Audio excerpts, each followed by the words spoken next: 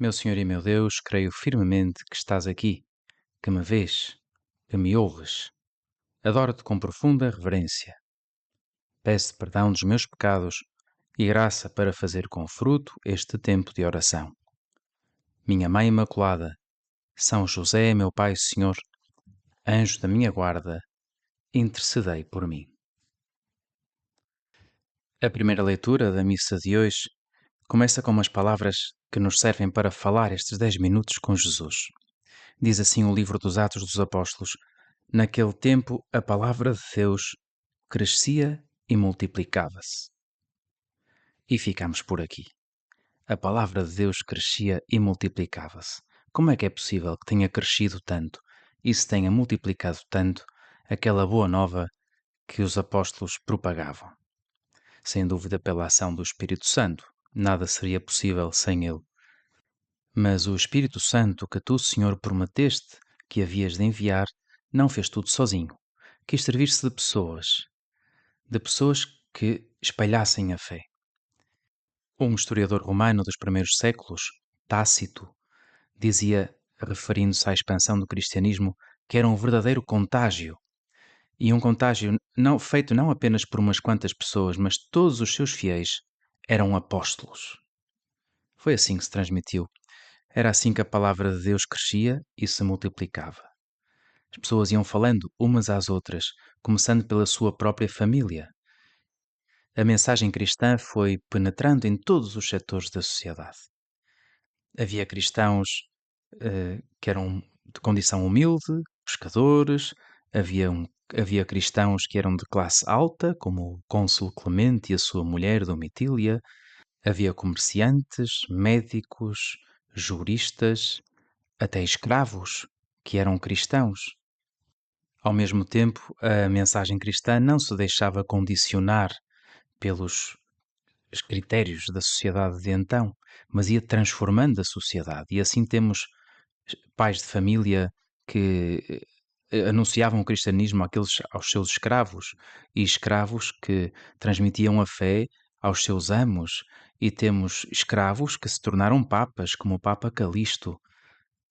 Foi uma autêntica revolução naquele mundo greco-romano.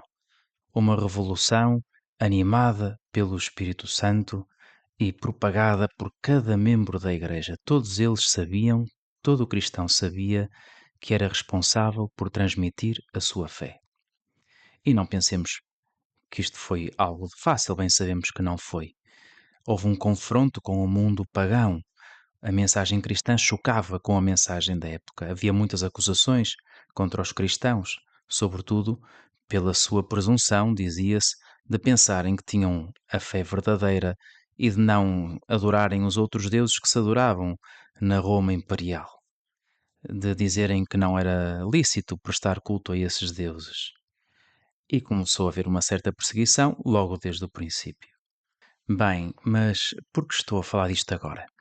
Porque associei estas palavras da primeira leitura, que a palavra de Deus crescia e multiplicava-se, com aquilo que o Papa Francisco nos dizia na mensagem que escreveu para o último domingo, para o domingo passado, esse domingo que foi o Dia Mundial de Oração pelas Vocações. E logo no princípio dessa mensagem, o Papa dizia que todos somos chamados a ser protagonistas da missão. Temos de voltar a esses primeiros tempos do cristianismo. A palavra de Deus também há de crescer e há de multiplicar-se agora, em 2022, no sítio onde nós estamos. E somos cada um chamados a ser protagonistas, como cada cristão há 2000 anos atrás tinha essa noção de ser protagonista. Não estamos num tempo pior do que o deles, pelo contrário. Há muitas coisas que, entretanto, melhoraram. Notam-se os efeitos dessa primeira cristianização. Mas também se nota que há ainda muito a fazer e que temos de fazer mais barulho, como nos aconselhava, como dizia o Papa Francisco aos jovens que tinham de fazer mais barulho. Muito bem, nós temos de fazer mais barulho, temos de chegar a mais pessoas. Não podemos ficar cómodos na nossa fé. Uma fé que se limita a ser vivida numa esfera privada, sem querer alegrar a vida dos outros. Senhor, Ajuda-me a ser um cristão e, portanto, ao mesmo tempo, um apóstolo. A não ter medo de dar a cara. É verdade que à nossa volta pode haver pessoas com certo preconceito contra o cristianismo, contra a fé, contra o simples facto de se acreditar em algo que não seja deste mundo. Mas essas pessoas não sabem o que perdem e é uma pena. E talvez não tenham muitas pessoas ao seu lado que pensem nelas, que rezem por elas, que as possam ajudar. E pode ser que tu e eu sejamos o meio do qual o Espírito Santo se quer servir para chegar a cada uma dessas pessoas que está à nossa volta. Mesmo que possa não entender, mesmo que alguém possa criticar. A propósito disso, lembrava-me daquela descoberta que se fez na Roma Antiga, numas escavações, no Monte Palatino, em Roma, de um grafite, digamos, um grafite com 1800 anos, mas não deixa de ser um grafite feito de uma cruz onde está crucificado um homem com uma cabeça de burro. E ao lado dessa cruz bizarra, não é? Com esse homem com uma cabeça de burro, está um outro homem, como se estivesse a adorar, e umas letras a dizer Alexameno adora o seu Deus. Sem dúvida que era uma crítica, era alguém que estava a gozar com um tal Alexameno. Não sabemos se era um jovem, se não, provavelmente sim, que era cristão e que adorava Jesus. E para um romano, adorar Jesus, adorar um homem que se deixou eh, matar numa cruz como Deus, era ser burro. E ali estava aquele homem com cabeça de burro. Era um grafite blasfemo, de gozo puro, com o Alexameno. E numa câmara ao lado daquele sítio onde se encontrou essa parede com esse grafite, outro grafite escrito com uma letra diferente, talvez pelo próprio Alexameno, talvez por outra pessoa, dizendo Alexameno fiel. Como quem diz, gozem à vontade, que eu sei qual é a verdade e eu sou fiel à verdade. E de facto, foi assim que o cristianismo se foi espalhando, porque é a verdade.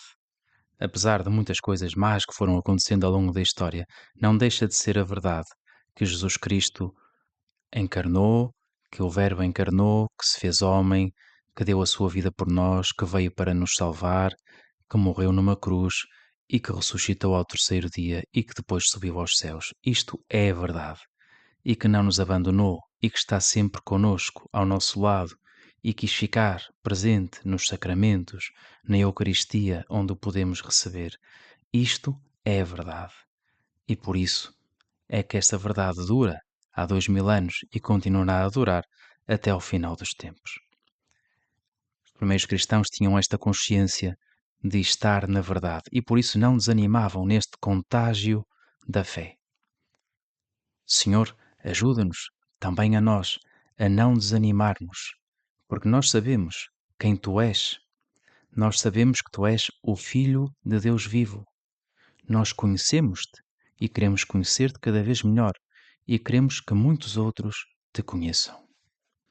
Ajuda-me a comportar-me sempre como faziam os primeiros cristãos, com aquela naturalidade que era própria dos primeiros cristãos, como um batizado. Assim o recordava o Papa Francisco, em virtude do batismo recebido, cada membro do povo de Deus torna-se um discípulo missionário.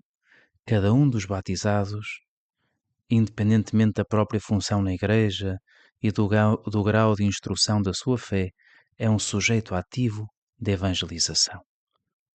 Graças a Deus podemos nós pensar, graças a Deus, que o Espírito Santo também desceu sobre nós. Graças a Deus que também temos, como aqueles primeiros cristãos viam ao seu lado essa presença de Maria, também nós temos uma mãe que nos acompanha, Nossa Senhora, de quem nos lembramos de uma maneira muito especial ao longo deste mês de maio. Que ela nos ajude a preocupar-nos mais uns pelos outros, a sermos realmente irmãos de todos. Dou-te graças, meu Deus, pelos bons propósitos, afetos e inspirações que me comunicaste nesta meditação. Peço-te ajuda para os pôr em prática. Minha Mãe Imaculada, São José, meu Pai e Senhor, anjo da minha guarda, intercedei por mim.